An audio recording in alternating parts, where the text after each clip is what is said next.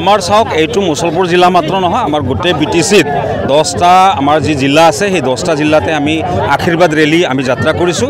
আমি ৰাইজৰ পৰা আশীৰ্বাদ বিচাৰিছোঁ আচলতে, আৰু ৰাইজে দেখিছে আপোনালোকে স্বতঃস্ফূৰ্তভাৱে আজিৰ দিনত আমাৰ BPF দলৰ সমৰ্থনত ওলাই আহিছে, হিল দল ভাঙি ওলাইছে।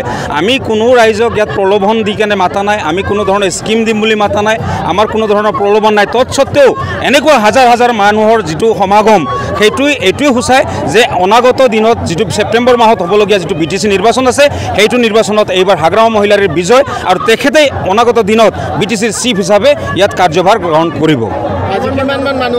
আজি আমি এনেই 15,000ৰ এটা টাৰ্গেট কৰিছিলোঁ, কিন্তু 15,000তকৈ ওপৰত ইয়াত সমাগম আমি ইয়াত লক্ষ্য কৰিছোঁ। আকৌ আহি আছে মানুহবিলাক, বিভিন্ন দূৰ দূৰণিৰ পৰা মানুহবিলাক ইয়াত জমা হ'ব। ইয়াৰ পৰা আমি ৰেলী কৰি গৈ মুছলপুৰ দুৰ্গা মন্দিৰ যিটো প্ৰাংগণ আছে তাত আমি এটা সভা অনুষ্ঠিত কৰিম। এইখিনি আমাৰ কাৰ্যসূচী আজি। ইয়াত আমাৰ 4টা সমষ্টিৰ মানুহ, 4টা ব্লকৰ মানুহ আমি ইয়াত জনসমাগম কৰাইছোঁ, আৰু তেখেতসকলে ইতিমধ্যে আহি আছে। বহুত সংখ্যক আহি পালে আৰু বহুত সংখ্যক আধা ৰাস্তাতে আছে, তেখেতসকল আকৌ আহি আছে।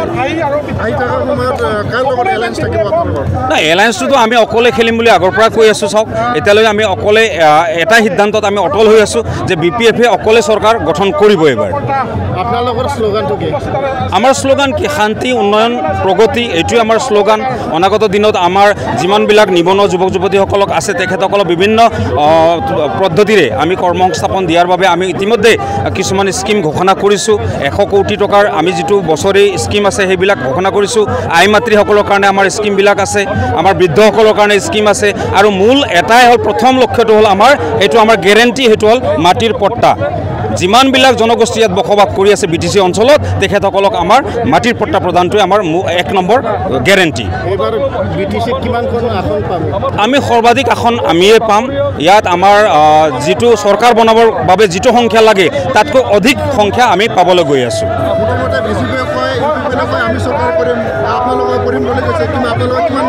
না, আমিতো নিশ্চিত, আপোনালোকে নিজে দেখিছে আমাৰ ৰাইজৰ সমৰ্থন আপোনালোকে নিজেই চাওক। আমি কোনো বেনিফিচিয়াৰী স্কিম লৈ কেনে আমি ৰাইজক মাতা নাই।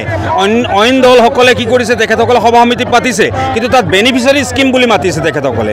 আমি কিন্তু বেনিফিচিয়াৰী স্কিম আমাৰ নহয়। আমাৰ ইয়াত আশীৰ্বাদ ৰেলী কৰিছোঁ, আজি স্বতঃস্ফূৰ্তভাৱে মানুহবিলাক ওলাই আহিছে।